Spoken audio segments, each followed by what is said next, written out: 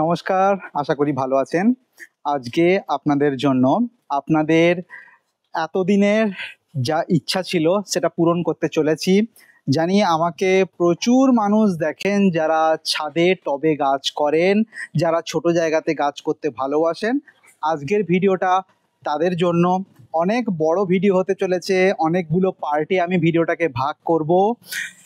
সম্পূর্ণ কিছু গাছের চারা সিলেকশন থেকে শুরু করে 28 ইঞ্চি টবের যত্ন পর্যন্ত, অর্থাৎ শুরু থেকে শেষ পর্যন্ত একটা টবের গাছের জীবনচক্রে যা যা গুরুত্বপূর্ণ পদক্ষেপ আপনারা নিতে পারেন তার সব কিছু এই ভিডিওর মাধ্যমে আপনারা জানতে পারবেন। এই ভিডিওটা করতে আমার অনেক সময় লেগেছে, তাও আপনাদের জন্য এই ভিডিওটা। যারা যারা টবে গাছ করতে পছন্দ করেন, অনেকের অনেক প্রশ্ন ছিল আমার ইউটিউব চ্যানেলে বা ওয়ার্ল্ড ম্যাঙ্গো বুক ফেসবুক গ্রুপে। প্রচুর প্রশ্ন এই সংক্রান্ত এসছে এবং বিগত 3 বছর ধরে বহু মানুষ আমাকে কন্টিনিউয়াস বলে এসছেন, দাদা টবের গাছের যত্ন নিয়ে একটা ভিডিও করুন। আজকে আপনাদের সমস্ত ইচ্ছা আমি অবসান ঘটালাম। টবের গাছের সম্পূর্ণ যত্ন নিয়ে এই ভিডিওটা শুরু করব।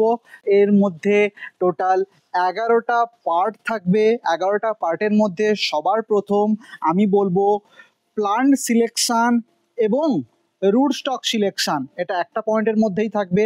কিছু লোক যারা নার্সারি থেকে ডাইরেক্ট গ্রাফটেড গাছ কিনে আনেন, কিছু লোক যারা নিজেরা রুট স্টক বড় করে তাতে গ্রাফট করতে চান, সবার জন্যই রুট স্টক সিলেকশন বা প্লান্ট সিলেকশন আমার প্রথম পয়েন্ট থাকবে।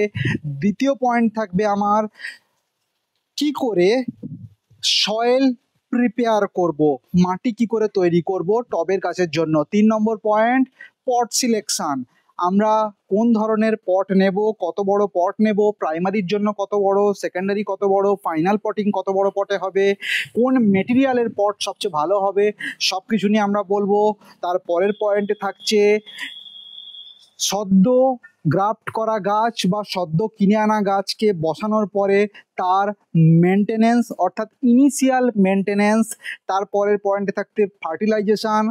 তারপরের পয়েন্টে থাকছে পেস্টিসাইড, ফাঙ্গিসাইড কি করে অ্যাপ্লাই করব, কখন করব, কিভাবে করব, কি কি রোগ টবের গাছে বেশি পরিমাণে দেখতে পাই।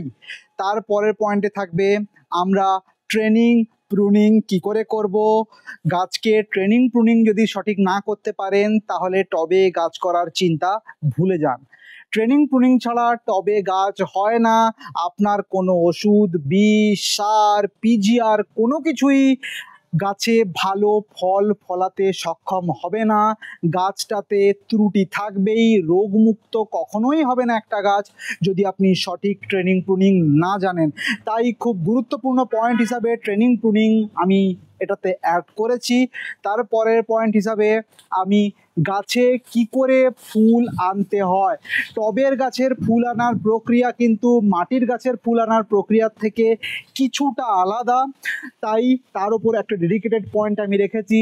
সর্বশেষ আপনাদের জন্য কিছু প্রশ্ন, যে কমন প্রশ্ন আপনারা করে থাকেন আমাকে, দাদা গাছের পাতা পুড়ছে প্রথম প্রশ্ন এবং সবচেয়ে কমন প্রশ্ন, তার কারণ বলবো, প্রতিকার অবশ্যই সেখানে জানতে পারবেন। দ্বিতীয় প্রশ্ন থাকে, দাদা আমার টবের গাছ বাড়ছে না কি করব। 3 নম্বর প্রশ্ন থাকে, দাদা টবের গাছের পাতা ঝিমিয়ে যাচ্ছে, পাতা পুড়ে যাওয়ার সাথে সাথে পাতাগুলো নিচের দিকে ঝিমিয়ে যাচ্ছে, তার কি কারণ হতে পারে। এবং সর্বশেষ যে প্রশ্নটা আপনারা করে থাকেন, সবচেয়ে পপুলার প্রশ্ন, সেটা হলো, দাদা আমার টবের গাছে কবে থেকে ফুল নেব, কখন ফুল নেব, কিভাবে ফুল নেব। যদিও সেটা আমি আগের পয়েন্টে কভার করব, কিন্তু তাও কিছু টিপস আমি আপনাদেরকে শেষে জানাবো। শুরু করা যাক। ওয়ার্ল্ড ম্যাঙ্গো বুক ইউটিউব গ্রুপের এখনো পর্যন্ত রিলিজ হওয়া সবচেয়ে বড় ভিডিওগুলোর মধ্যে অন্যতম বড় ভিডিও, ম্যাঙ্গো ইন পটস, কি করে টবে আম গাছ করা যায়। তাহলে প্রথম পয়েন্ট আমাদের ছিল plant or root stock selection. যারা নার্সারি থেকে গাছ কিনবেন তাদের জন্য প্লান্ট সিলেকশন। প্লান্ট সিলেকশনের কয়েকটা পয়েন্ট আপনাদেরকে বলে দিচ্ছি, সারা জীবনের জন্য মাথায় ঢুকে রাখুন। এটা শুধু আম গাছের জন্য প্রযোজ্য নয়, ফলকর যে কোনো গাছের জন্য, যে সমস্ত গাছে ফল হয় সেই সমস্ত গাছের জন্য এটা প্রযোজ্য। তাই মাথায় ভালো করে ঢুকে নিন আমি যে পয়েন্টগুলো আপনাদেরকে এখন বলতে চলেছি। সবার প্রথম যে পয়েন্ট, গ্রাফটেড গাছ কিনলে অবশ্যই এবং অবশ্যই ভি গ্রাফটেড প্লান্ট কিনবেন। জোড় কলমের গাছ, যেটাকে অ্যাপ্রোচ গ্রাফটিং বলা হয়ে থাকে, বা গুটি কলমের গাছ কিনবেন না। আমের ক্ষেত্রে কখনোই ভি গ্রাফটেড গাছ ছাড়া আর কোনো ধরনের গ্রাফটেড গাছ কিনবেন না। তার কারণ কি? তার কারণ আমি আমার গ্রাফটিংয়ের ভিডিওতে অলরেডি বলেছি, কিছুটা ক্লিপিং আপনারা দেখে নিন। পুরো ভিডিও দেখতে হলে গ্রাফটিং এর ভিডিওটা দেখে নেবেন, ওখানে সমস্ত কিছু বলা আছে, V grafted versus approach grafted, কেন ভি গ্রাফট ভালো। দ্বিতীয় পয়েন্ট, গাছ আপনারা কিনবেন সদ্য গ্রাফট হওয়া, অর্থাৎ 6 থেকে 8 মাসের মধ্যে গ্রাফট করা গাছগুলোই আপনারা কিনবেন। পুরনো গাছ নার্সারিতে যেগুলো স্টকে রয়ে যায়, বাড়ে না বা অত্যন্ত ঢ্যাঙা হয়ে যায়, লম্বা লম্বা, তাতে কোনো ডালপালা থাকে না, সেই সমস্ত গাছ আপনারা কিনবেন না।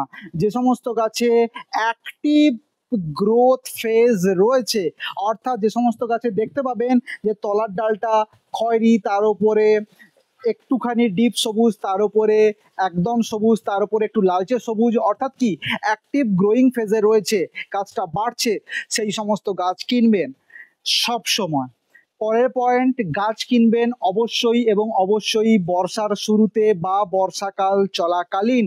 শীতে বা গরমকালে গাছ কিনবেন না। যতটা সম্ভব কুরিয়ার সার্ভিস এড়িয়ে চলবেন, কুরিয়ারে গাছ কিনবেন না। প্রচণ্ড পরিমাণে ছত্রাক লাগার চান্স থাকে একটা ক্লোজড এনভায়রনমেন্টে থাকার জন্য। সেই গাছে যদি ছত্রাক সুপ্ত অবস্থায় থাকে তাহলে কিন্তু সেই ছত্রাক ওই কুরিয়ারে ট্রানজিটে থাকাকালীন তার ভেতরে আক্রমণ করে এবং ভিরুলেন্সি দেখায়। তার ফলে আপনার কাছে যখন গাছটা এসে পৌঁছাবে তখন কিন্তু তাতে বিভিন্ন ধরনের রোগ দেখতে পাওয়া যায়, তার মধ্যে অ্যানথ্রাকনোজ প্রথম, এবং সেই গাছে ল্যাসিওডিপ্লোডিয়া থিওব্রোমির জন্য পরে গামোসিসও দেখতে পাওয়া যায়। তাই কুরিয়ার সার্ভিস অ্যাভয়েড করবেন, ইন বডি গিয়ে গাছ কেনার চেষ্টা করবেন, নিজে গিয়ে গাছ কেনার চেষ্টা করবেন। আর নিতান্তই যারা পারবেন না তারা বর্ষাকালে গাছ কিনবেন, আর যারা গিয়ে গাছ কিনবেন তারা অবশ্যই এবং অবশ্যই বর্ষাকালে গাছ কিনবেন। গরমকালে এবং শীতকালে গাছ কিনবেন না।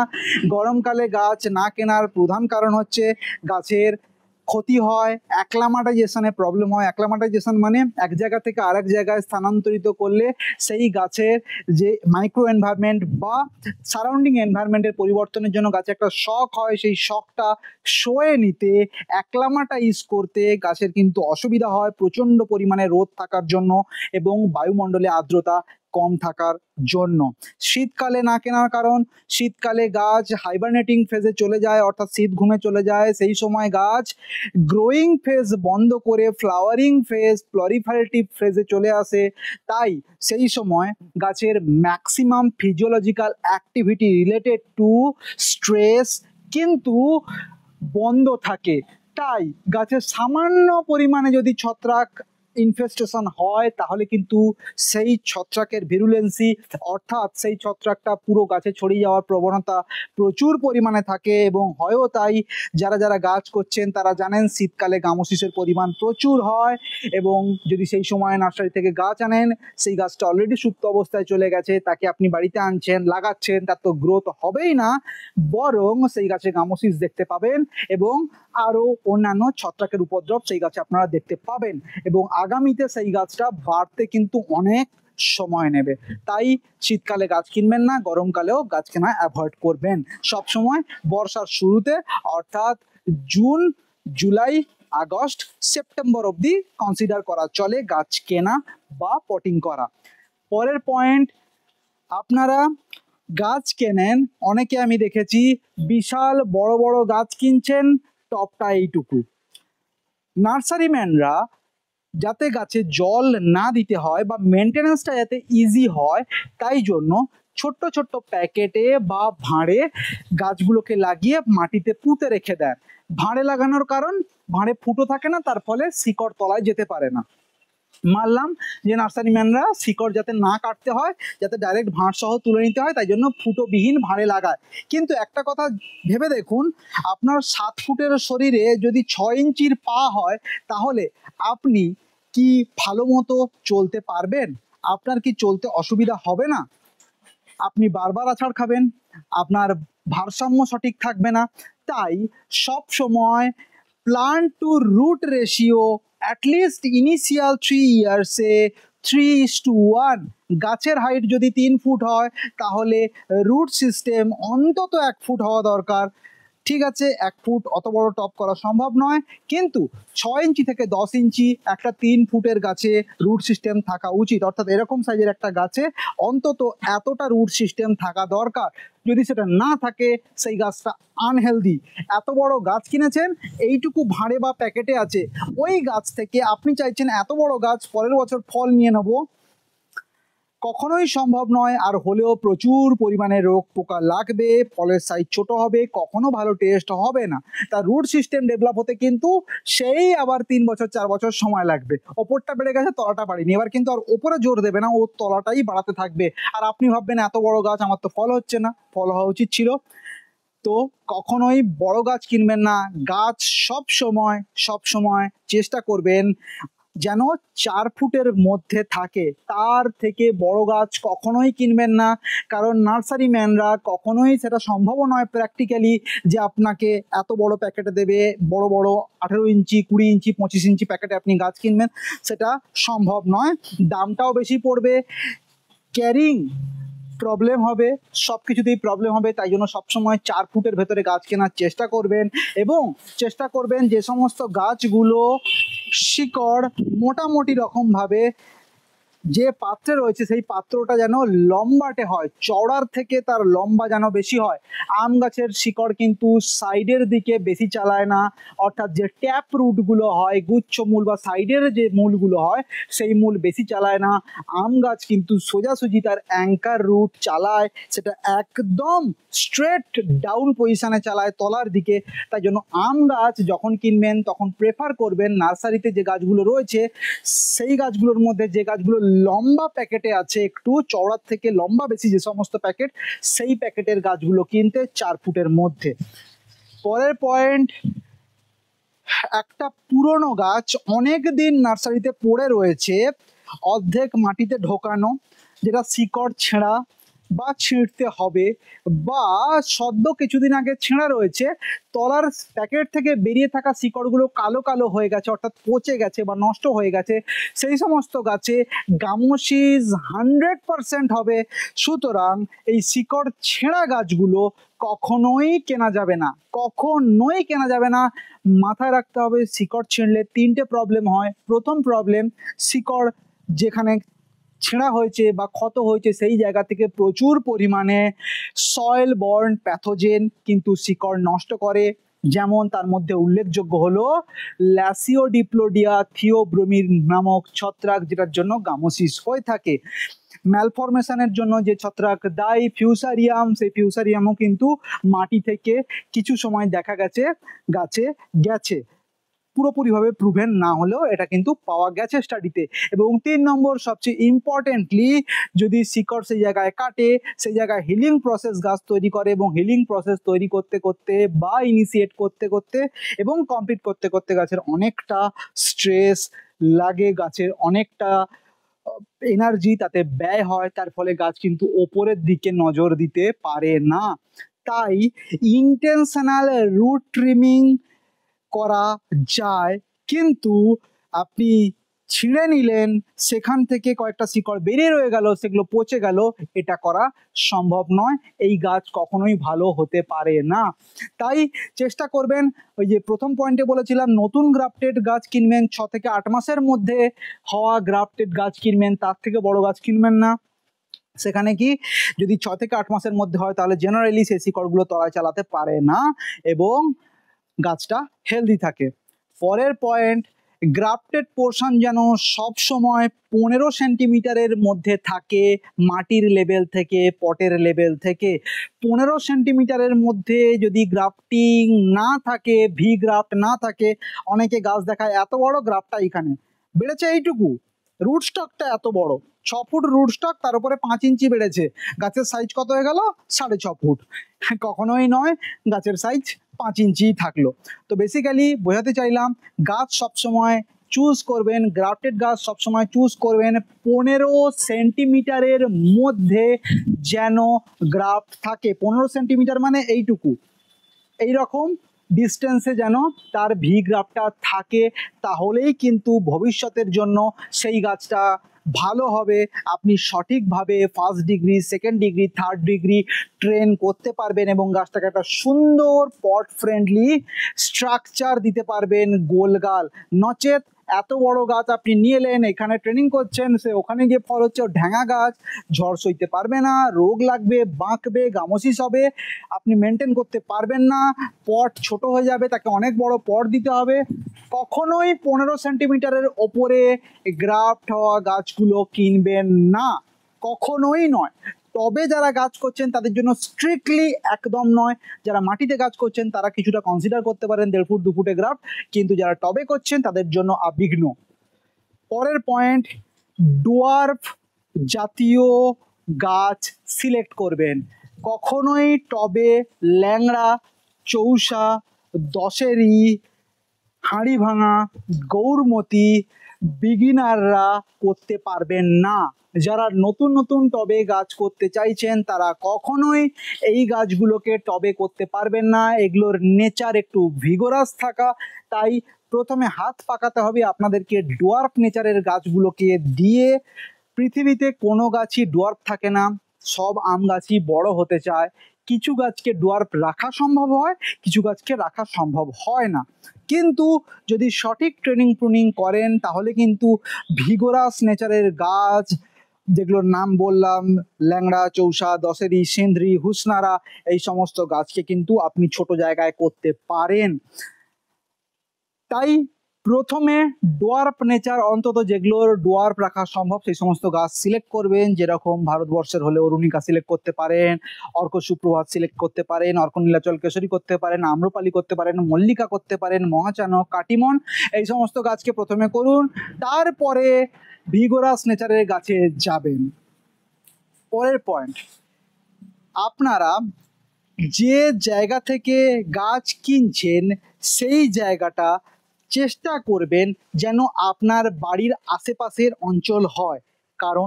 তার কারণ হলো, পৃথিবীর সমস্ত গাছ একটা নির্দিষ্ট স্থানের ওয়েদারে থাকতে থাকতে অ্যাক্লামাটাইজ করে যায়।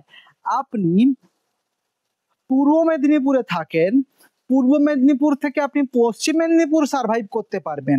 আপনি পশ্চিম মেদিনীপুরে থাকেন, আপনি নদিয়া সার্ভাইভ করতে পারবেন।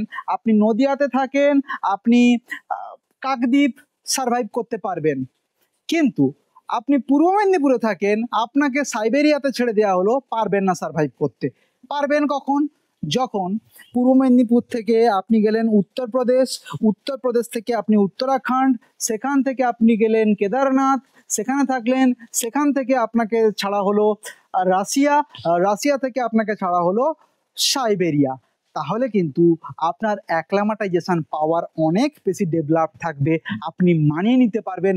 হঠাৎ করে টেম্পারেচারের ড্রাস্টিক চেঞ্জ গাছ সইতে পারে না, কোনো গাছ সইতে পারে না। অর্কিডের যারা অর্কিড করেন তারা তো জানেন, অর্কিডকে 1 হাত ডিস্টেন্সে সরিয়ে দিলে অর্কিডের পাতা পুড়ে যেতে পারে। 1 হাত ডিস্টেন্স অর্কিডটা ঝিমিয়ে যেতে পারে। তার কারণ কি? কিচ্ছু না, ওর রুট সিস্টেমে কিছু করার দরকার নেই, শুধু যেখানে ঝুলছে সেখান থেকে নিয়ে এদিকে দিয়ে দিন। তাহলে কারণ অর্কিড কিন্তু মাইক্রো ক্লাইমেট, একদম মাইক্রো ক্লাইমেটের চেঞ্জ সইতে পারে না। আম গাছের ক্ষেত্রেও আম গাছ অনেকটা হার্ডি হলেও কিন্তু এইরকম আপনি উত্তরপ্রদেশ থেকে গাছ অর্ডার দিচ্ছেন, উত্তরপ্রদেশের গাছ আপনি বাড়িতে এনে লাগাচ্ছেন, সেই গাছের কিন্তু ডিজিজ হওয়ার চান্স অনেক বেশি হবে। বা আপনি ওয়েস্ট বেঙ্গল থেকে গাছ নিয়ে উত্তরপ্রদেশে গিয়ে লাগাচ্ছেন, সেখানে কিন্তু গাছের স্ট্রেস বিয়ারিং ক্যাপাসিটি বা ক্যাপাবিলিটি অনেকটাই কমে যাবে। সেখানে বর্ষার সিজন আলাদা, এখানে বর্ষার সিজন আলাদা।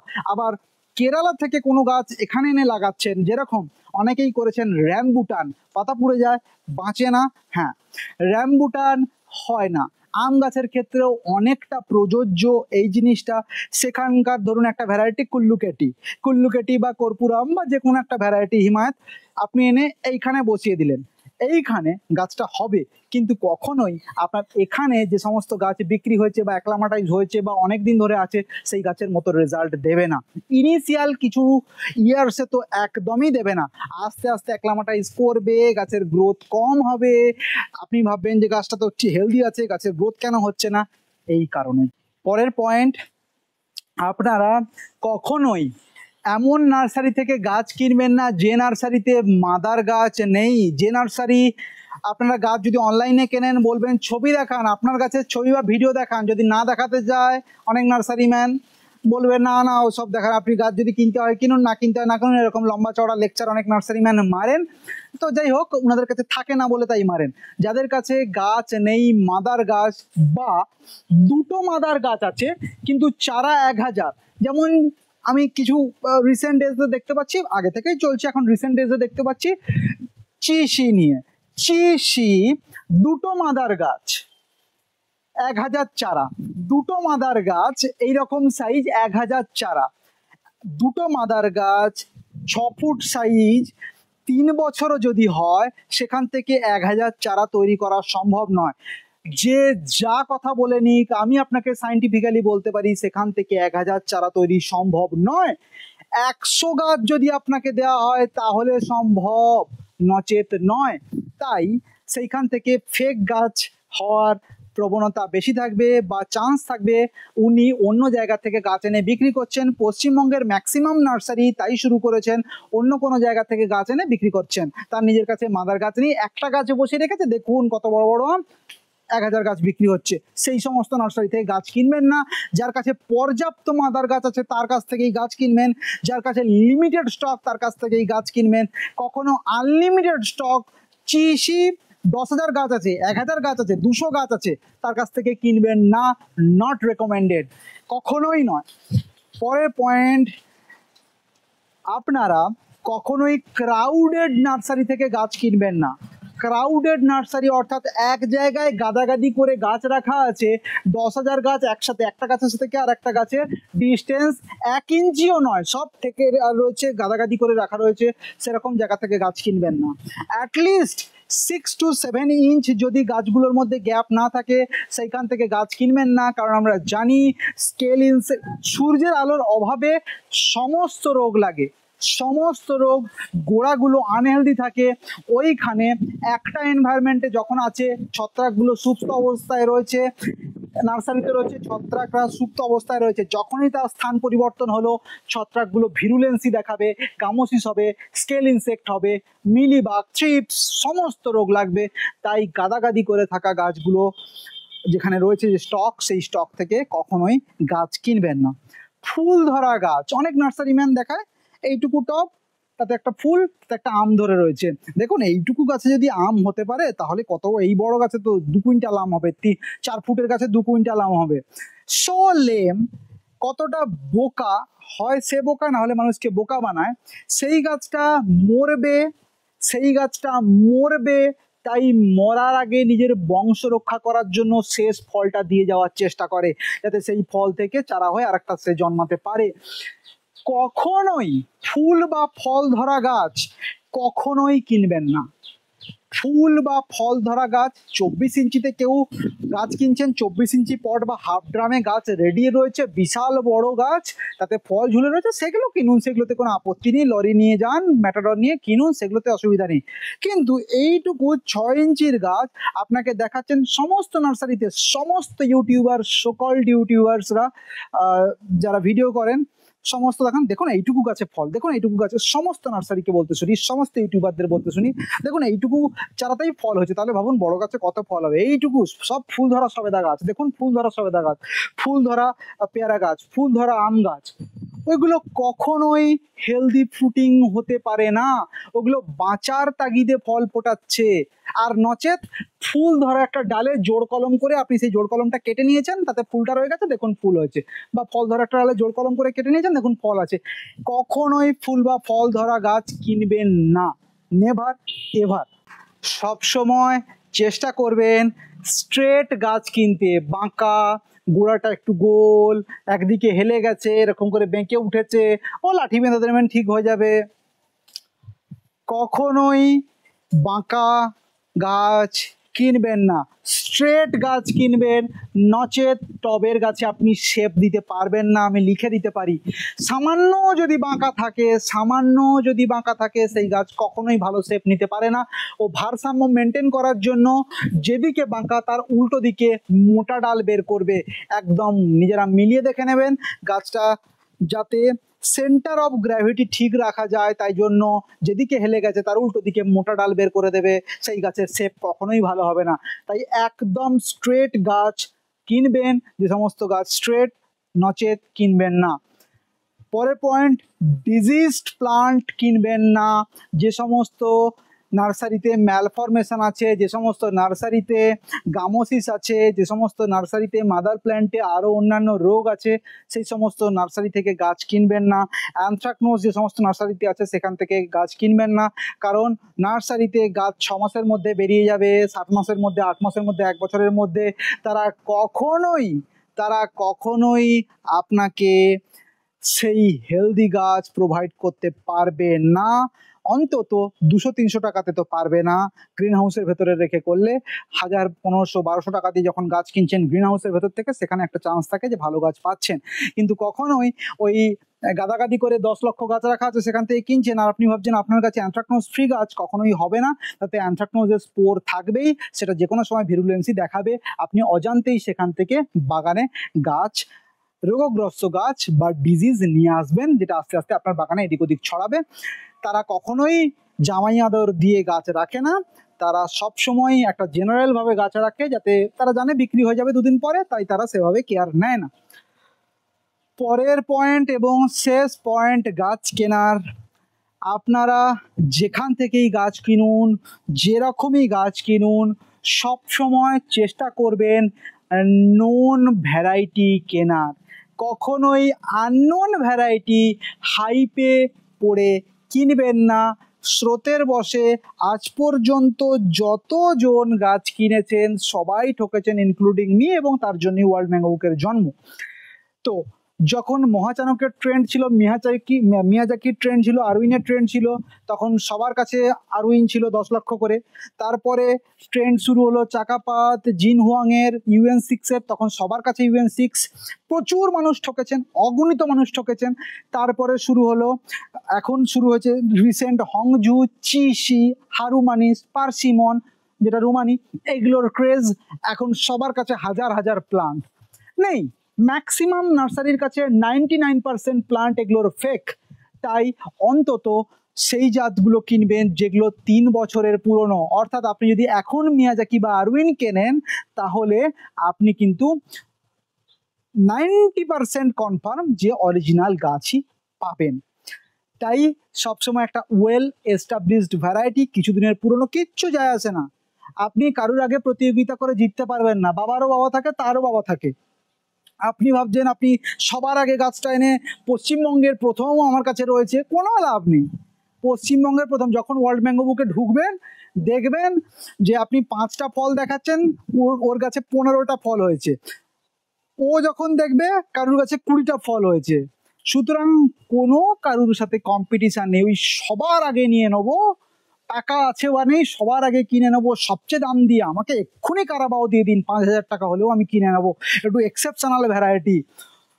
এগুলো করবেন না, এগুলো ম্যাডনেস, এগুলো ঠিক নয়, কোনো কিছুতেই ঠিক নয় এগুলো। তাই জন্য সবসময় ওয়েল এস্টাবলিশড ভ্যারাইটি কিনবেন। এই ছিল এতগুলো পয়েন্ট যেখান থেকে আপনি নির্ণয় করতে পারেন কি করে গাছ কিনবেন, কিভাবে গাছ কিনবেন, কখন কিনবেন, কোন গাছ কিনবেন। অর্থাৎ এইগুলোই হলো কি পয়েন্ট যেগুলো গাছ কেনার আগে আপনার জানা দরকার। এবারে এক দল তো হয়ে গেল গাছ কিনে টবে লাগাবে, আর এক দল মানুষ যারা টবে রুট স্টক তৈরি করে তাতে নিজেরাই গ্রাফট করে গাছ তৈরি করবেন। তাদের জন্য রুট স্টক বা শুরু থেকে সিড সিলেকশন কি করে করব, কোন গাছের সিড নেব, কিভাবে লাগাবো, কতদিন পর গ্রাফট করব, কোথায় গ্রাফট করব, এবং সেই গাছটা কি করে মেনটেন করব রুট স্টক হিসাবে, সব কিছুর জন্য শুরু করা যাক সিড অ্যান্ড রুট